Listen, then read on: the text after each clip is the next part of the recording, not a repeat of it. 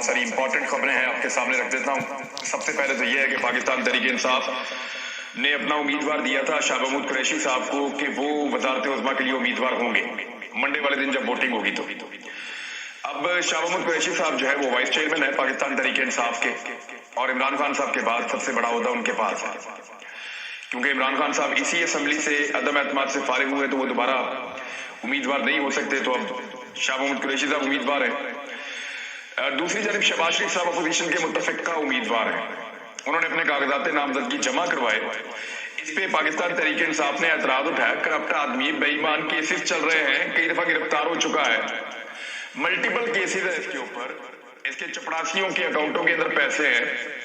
تو اس طرح کے بندے کو آپ کیسے پاکستان کے وزیر اعظم کی اہم نشست کے لیے نامینیٹ کر سکتے ہیں؟ اس کا تو نام ای سی ایل میں ہے اور ادارے اس کی تلاش میں.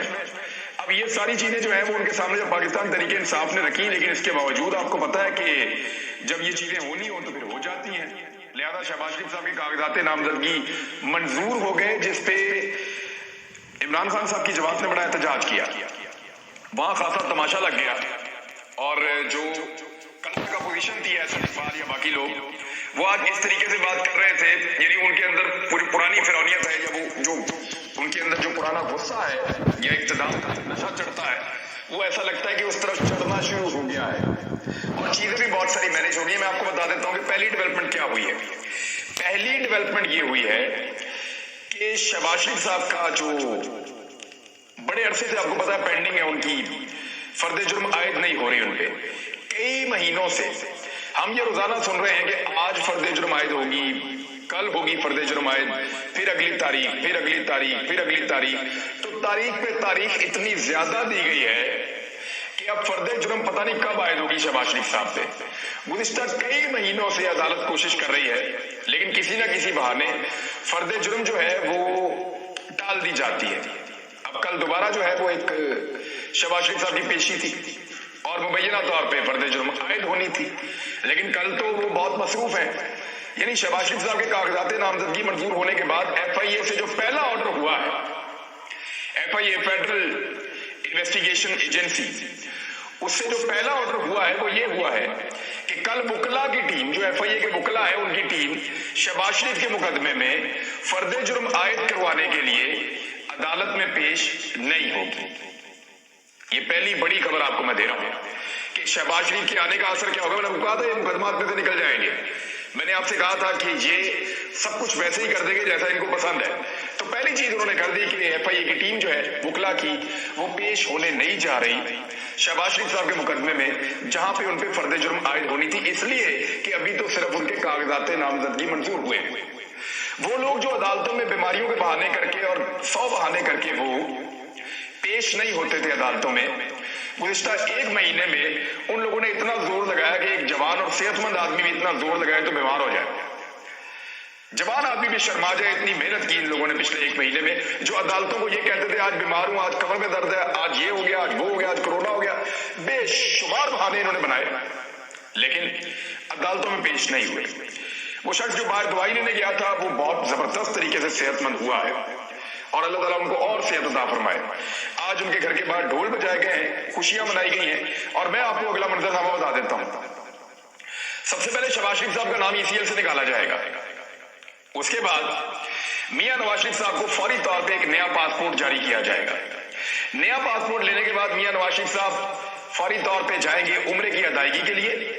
یہاں سے مریم نواز صاحبہ کا نام اور دیگر کچھ اور لوگوں کا نام نکلے گا ای سی ایل میں سے, اور جب ان کے نام نکل جائیں گے تو یہ بھی سعودی عرب جائیں گے, اور اس خاندان کی ملاقات جو ہے وہ سعودی عرب کی پاک سرزمین پہ ہوگی, اور اس کے مناظر بنا کر سوشل میڈیا پہ ڈالے جائیں گے کہ اللہ رب العزت نے کرم کر دیا. پہلے بھی جب یہ ڈیل کر کے بھاگے تھے تو سعودی عرب گئے تھے اور یہ کہا تھا کہ اللہ نے بلا لیا, اللہ نے بلا لیا, اور پھر اس کے بعد واپس آ کے وہی لوٹ مار دوبارہ انہوں نے اس قوم کے ساتھ کی تھی. تو سرزمین کے اوپر ہونے کا مطلب یہ نہیں ہے کہ آپ بڑے سرخرو ہو گئے. اس سرزمین پہ ایسے لوگ بھی پیدا ہوئے اور ایسے لوگ بھی دفن ہوئے جن کے بارے میں قرآن پاک نے بھی گواہی دے دی تھی. یاد ہے نا, تبت یدا ابی لہب وتب, بہت مقدس سرزمین کے اوپر وہ آدمی تھا. لیکن یہ چیز کبھی بھی گارنٹی نہیں ہوتی. تو مذہب کا کارڈ لوگ کھیلتے ہیں, یہ کارڈ اب کھیلا جائے گا. یہاں سے خاندان کے لوگ جائیں گے سعودی عرب, وہاں سے نواز شریف صاحب آئیں گے سعودی عرب, مدینہ منورہ میں یا مکہ مکرمہ میں ان کی ملاقات ہوگی, اس ملاقات کے بعد پھر یہ سرخرو ہو کے پاکستان واپس آئیں گے، اور کیونکہ ان کی حکومت بن چکی ہوگی پاکستان میں تو یہ ایک بڑا استقبال کریں گے، بڑا ہجوم لے کر اس مرتبہ ایئرپورٹ جائیں گے، کیونکہ رستے میں کوئی انہیں نہیں روکے گا۔ جب یہ کینٹ میں داخل ہو رہے ہوں گے تو ان کے اوپر پھول پھینکے جائیں گے، اس مرتبہ ان کو نہیں روکا جائے گا۔ نواز شریف صاحب پاکستان واپس آئیں گے، میں آپ کو پورا منظرنامہ بتا رہا ہوں جو تیاری ہو گئی ہے، اور میرے پاس سورسز سے یہ انفارمیشن آئی ہے۔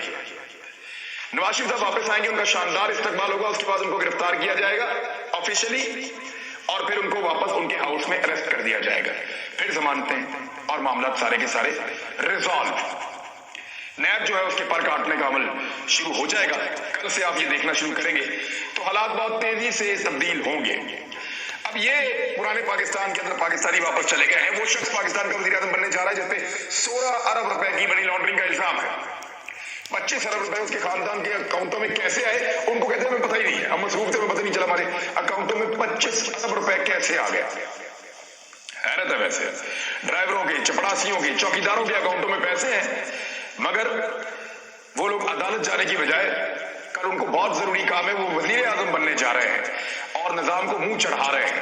امریکہ نے حکم دیا ہے کہ پاکستان میں جمہوریت کا استحکام ہونا چاہیے اور سب کو مل کر کام کرنا چاہیے، تو آقا کا حکم آیا، اس کو قبول کرنا چاہیے سب کو، اور بیکاریوں کی کیا اوقات ہے کہ ان کی بات نہ مانے، تو ان کی بات مانیں گے۔ اس کے بعد آرمی چیف کو ہٹانے کی ایک منصوبہ بندی عمران خان صاحب نے کی تھی، جس کے بعد ایک ہیلی کاپٹر آیا، پھر عمران خان صاحب پہ ٹارچر کیا گیا، ان کے اوپر تشدد کیا گیا، اور تشدد کے نتیجے میں عمران خان صاحب کچھ زخمی بھی ہوئے، اور پھر اس کے بعد وہ وزیر اعظم ہاؤس چھوڑ کر چلے گئے اور ان کی حکومت ختم ہو گئی۔ یہ کہانی مارکیٹ میں فلوٹ کر رہی ہے۔ ویسے تو آئی ایس پی آر نے اس کی بڑی سختی سے تردید کی ہے اب، اور یہ کہا کہ بی بی سی کے خلاف وہ ایکشن لیں گے۔ جس ٹائم ڈیوریشن کی یہ ساری کہانی بیان کی جا رہی ہے نا، یہ شروع ہوتا ہے 8 بجے کے بعد، یعنی افطاری کے بعد، یعنی کل افطاری کے بعد وزیر اعظم پاکستان وزیر اعظم ہاؤس میں موجود تھے، اس وقت تک عمران خان صاحب وزیر اعظم تھے، وہ وہاں پہ موجود تھے، انہوں نے اسپیشل کیبنٹ کی میٹنگ بلوائی تھی، اور اس کے علاوہ انہوں نے صحافیوں کو بلایا تھا کہ آپ بھی یہاں آ کر ہمیں ملیں۔ 8 ساڑھے 8 بجے یہ میٹنگ ہوئی اسپیشل کیبنٹ کی، کیونکہ افطاری کے بعد لوگوں نے آنا تھا اور پھر میٹنگ کرنی تھی۔ اسپیشل کیبنٹ کی میٹنگ ہوئی، اور اس میٹنگ کے بارے میں کہا جا رہا ہے کہ وہاں طے ہو گیا کہ آرمی چیف کو ہٹانے والے ہیں، اور پھر وہ کچھ لوگ آ گئے، پھر ٹارچر بھی ہوا، تو پریزن وینٹس بھی، اور پتہ نہیں کیا کچھ کہانیاں سنائی جا رہی ہیں۔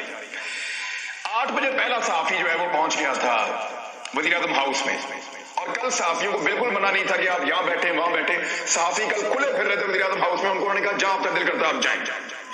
ایون کل وہ پہلا دن تھا جب صحافیوں کے پاس اپنے موبائل فون بھی موجود تھے، یعنی ہمیں یہ بھی منع نہیں کیا گیا کہ آپ موبائل فون نہ لے جائیں، پھر رہے تھے وہاں پہ۔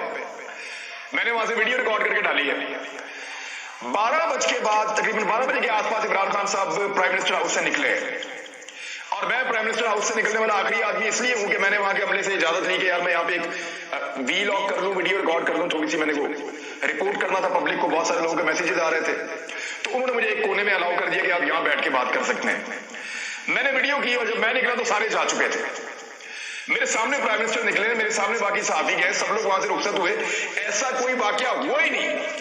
صحافی وہاں پہ 4 گھنٹے سے زیادہ موجود رہے، اور پاکستان کے نامور لوگ تھے، یعنی صابر شاکر صاحب وہاں پہ تھے، محیط میرزادہ صاحب وہاں پہ تھے، ارشد شریف صاحب وہاں پہ تھے، اور فریہ ادریس صاحبہ وہاں پہ تھی، اور خابر گھمن صاحب وہاں پہ تھے، دیگر اور بہت سارے نام ہیں، میں کسی کا نام بھول گیا تو معذرت، لیکن کوئی 8-10 صحافی وہاں پہ موجود تھے، میں خود وہاں پہ تھا۔ تو ایسی نہ کوئی چیز ہم نے دیکھی، نہ کوئی ایسا ٹارچر یا کوئی جھگڑا وہاں پہ ہوا، نہ کوئی اس طرح کی چیز وہاں پہ رپورٹ ہوئی، لہذا یہ سارا کا سارا ڈرامہ تھا۔ اب یہاں سے آپ اندازہ لگائیں کہ اگر بی بی سی ایسی خبر دے رہا ہے تو اس کا مطلب کیا ہے، بی بی سی کے ہینڈلرز کون ہیں، اور وہ اس کو کیوں سیلیبریٹ کر رہا ہے۔ انڈین میڈیا نے کل جتنی سیلیبریشن کی ہے عمران خان صاحب کے نکالے جانے پہ آپ سوچ نہیں سکتے۔ ایک اور شخص سیلیبریشن کر رہا ہے، یہ بندہ آپ دیکھیں، انصار عباسی صاحب نے اس کے بارے میں جو ٹویٹ کیا میں آپ کو پڑھ کے سنا دیتا ہوں۔ ہالینڈ کے اسلام دشمن سیاستدان گیرٹ ولڈرز، یہ اس نے کچھ ایسی ایکٹیویٹیز کی ہے اسلاموفوبیا کے حوالے سے اور توہین آمیز، تو اس نے عمران خان کے وزیر اعظم کے عہدے سے ہٹائے جانے پر خوشی کا ٹویٹ کر دیا۔ اب یہ جو گیرٹ ولڈرز ہے نا، اس نے جب ٹویٹ کیا تو میرے لیے عجیب بات یہ ہے کہ اس نے عمران خان صاحب کو تو ٹیگ کیا اس کے اندر، عمران خان صاحب کو تو اس نے مینشن کیا، ٹیگ کیا کہ جناب یہ آپ کے خلاف آ گیا، اس نے اس کے اندر مجھے بھی ٹیگ کر دیا، یعنی 2 لوگوں کو کیا، 3۔ ایک اس نے عمران ریاض خان کو کیا، ایک پاکستان کو کیا، اور ایک Imran Khan P T I کو کیا، چیئرمین پاکستان تحریک انصاف کے. تو اس نے مجھے کیوں ڈالا بیچ میں یہ سوچ رہا تھا. تو پھر میں نے اللہ کا شکر ادا کیا کہ یہ اللہ کے دین کا مخالف ہے. تو چلو ایک سند تو میرے پاس رہے گی اور شاید میرے کام آئے گی کہ جب وہ لوگ سیلیبریٹ کر رہے تھے کہ ایک سازش کامیاب ہوئی ہے اور ایک ایسے شخص کو نکالا گیا جو اسلامو فوبیا کے خلاف اور ناموسی رسالت کے حق میں بات کرتا ہے ہمیشہ، تو جو لوگ سیلیبریٹ کر رہے تھے انہوں نے جب نام لیے تکلیف دینے کے لیے تو میرا نام بھی لیا. تو چلو یہ تو ایک اچھی بات ہے جو ریکارڈ کے اوپر رہے. بہرحال یہ لوگ سیلیبریٹ کر رہے ہیں، انڈیا میں بہت سیلیبریٹ ہوا ہے، بہت زیادہ رولا پڑا ہے. اب آئے موجودہ صورتحال کے اوپر کہ پاکستان تحریک انصاف کرنے کیا جا رہی ہے اور حالات کو کس طرح کا بنانے جا رہی ہے. لیکن یہ پاکستان تحریک انصاف نے یہ کہا تھا کہ وہ استعفے دے دیں گے، اور انہوں نے یہ کہا تھا کہ وہ استعفے اس صورت میں دیں گے کہ اگر شہباز شریف کے کاغذات نامزدگی منظور ہو گئے تو. وہ یہ چاہتے ہیں کہ شہباز شریف کیونکہ ایک ملزم ہے، ان کے اوپر بہت سنگین الزامات ہیں، ان کا بھائی جو ہے اس کو انہوں نے مفرور کروایا ہے اسٹامپ پیپر کے اوپر، وہ پاکستان سے بھاگ گیا ہے. عدالتوں میں بھی پاکستان میں بڑا عجیب امتحان رہا اس خاندان کو لے کر. کل ایک عدالت نے بلایا ہے، پھر ان کے پاس ٹائم نہیں ہے، ان کو وزیر اعظم بننا ہے، کل پھر عدالت کا امتحان ہے. عدالتوں کا ایسا امتحان لیا گیا کہ بغیر پیسے دیے، بغیر سیکورٹی بانڈ بھرے 50 روپے کے اسٹامپ پیپر پہ ایک ایسا آدمی باہر چلا گیا جس پہ اربوں روپے کے کرپشن کے الزامات ہیں، بلکہ سزا ہو چکی ہے، وہ گرفتار ہے. ایسے ایسے ہمارے یہاں پہ جو جوڈیشل سسٹم ہے اس کے اوپر سوالات کھڑے کر دیے ہیں اس خاندان نے.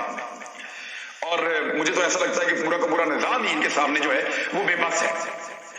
اب جی استعفوں کا آپشن پاکستان تحریک انصاف استعمال کرنے جا رہی ہے. اب تک کی اطلاع کے مطابق تحریک انصاف کے زیادہ لوگوں نے عمران خان صاحب کو مشورہ دیا ہے کہ ریزائن کریں، نکلیں اس کے اندر سے، اس کو تسلیم نہیں کرنا. لیکن اگر وہ ریزائن کرے گا تو وہ پھر کسی کو کھیلنے بھی نہیں دے گا، یہ سب جانتے ہیں. سب کو اب یہ فکر پڑ گئی ہے کہ اگر ریزائن کر دیتے ہیں عمران خان صاحب تو کیا ہوگا.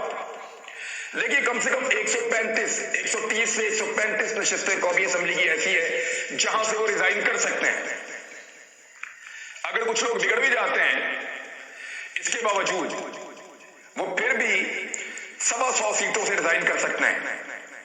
125 سیٹوں کے اوپر الیکشن کرانا مذاق نہیں ہے، یہ آدھے پاکستان کا الیکشن ہوگا. وہ خیبر پختونخوا میں تحریک عدم اعتماد کو ناکام کر کے اسمبلیاں تحلیل کر دیں گے، پھر پورے خیبر پختونخوا میں الیکشن کروانا پڑے گا. صوبائی نشستیں وہاں پہ بھی 150 سے زیادہ ہے، بہت بڑی تعداد میں ہے. ایک نیا الیکشن وہاں پڑ جائے گا. پھر پنجاب کے اندر سے اگر وہ استعفے دیتے ہیں تو یہاں پہ ایک بہت بڑا ویکیوم پیدا ہو جائے گا. یہاں پنجاب میں بھی میجورٹی پارٹی ہے، وہ یعنی ان کے جو اپنی جو کنٹرول کے اندر جو لوگ تھے، جو ان کے اپنے لوگ تھے، ان کی تعداد ٹھیک ٹھاک تھی. اور اگر ان کو نکال بھی دیں جو لوگ منحرف ہوئے ہیں 25-30، تو اس کے باوجود لگ بھگ 125 سے 150 کے بیچ کی اسٹرینتھ ہے. سندھ اسمبلی کے اندر بھی ان کے ایم پیز موجود ہیں. اگر وہاں سے بھی یہ ریزائن کرتے ہیں تو ایک بہت بڑا ویکیوم پیدا ہو جائے گا. آئین پاکستان کہتا ہے کہ جب کوئی نشست خالی ہو تو 2 مہینے کے اندر اندر الیکشن کروانا ہے. اب الیکشن کمیشن آف پاکستان کو آدھے پاکستان میں 2 مہینے کے اندر الیکشن کروانا پڑے گا. وہ کہتے ہیں ہم الیکشن کے لیے تیار نہیں، اور آدھے پاکستان میں الیکشن کا مطلب ہے کہ وہی بجٹ جو پورے پاکستان میں الیکشن میں لگتا ہے، تقریباً اس سے ملتا جلتا بجٹ. تو یہ سب کے گلے کی ہڈی بن جائے گا. عمران خان صاحب ایک بہت بڑی کمپین کھڑی کر دیں گے ہر طرف، اور وہ اس الیکشن کے اندر لوگوں کو نہیں جانے دیں گے. حالات ایسے پیدا ہوں گے کہ جنرل الیکشن کروانا پڑے، پھر یہ حکومت گرانی پڑے گی، پھر نگران حکومت بنانی پڑے گی، اور وہ جو نگران حکومت بنے گی وہ پھر چلے گی 3-4 مہینے جتنا چل سکتی ہے. اور پھر الیکشن کمیشن آف پاکستان کو اسی سال میں اگست، ستمبر، اکتوبر یہاں پہ کہیں الیکشن کروانے پڑیں گے. یہ بڑا ٹف ٹائم دینے جا رہے ہیں عمران خان صاحب. شہباز شریف صاحب کے لیے ممکن صرف اتنا ہے کہ وہ ایک شاید بجٹ پیش کر سکے اگر وہ وزیر اعظم پاکستان بنتے ہیں تو، اور اگر پاکستان تحریک انصاف استعفے دیتی ہے تو. بہت سارے لوگ اس کے اوپر سروے کروا رہے ہیں کہ لوگوں کی رائے کیا ہے، تو میں نے بھی اس پہ سروے کروایا تھا. اب تک 1 لاکھ لوگوں نے ووٹ ڈالا اس پہ.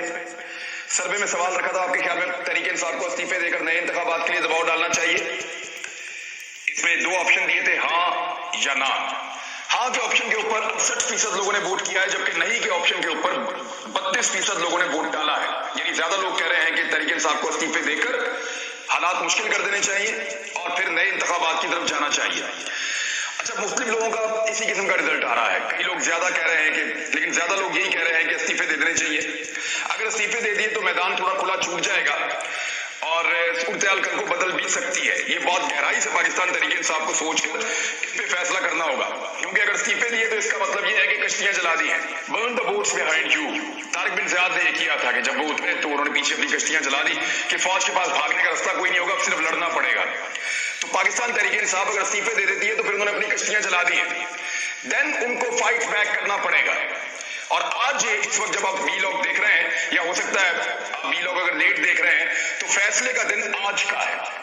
लोग अगर निकलते हैं पूरे पाकिस्तान के अंदर और साबित करते हैं कि वो इम्पोर्टेड रजीम के खिलाफ हैं, वो इम्पोर्टेड हुकूमत को नामंजूर कर रहे हैं, वो साम्राज्य नामंजूर का नारा लगा रहे हैं, तो सूरत बदल भी सकती है। बहरहाल देखते हैं कि इमरान खान साहब कितनी जल्दी इस मुल्क को इलेक्शन की तरफ ले जा सकते हैं। अब तक के लिए इतना ही। अपना ख्याल रखिएगा।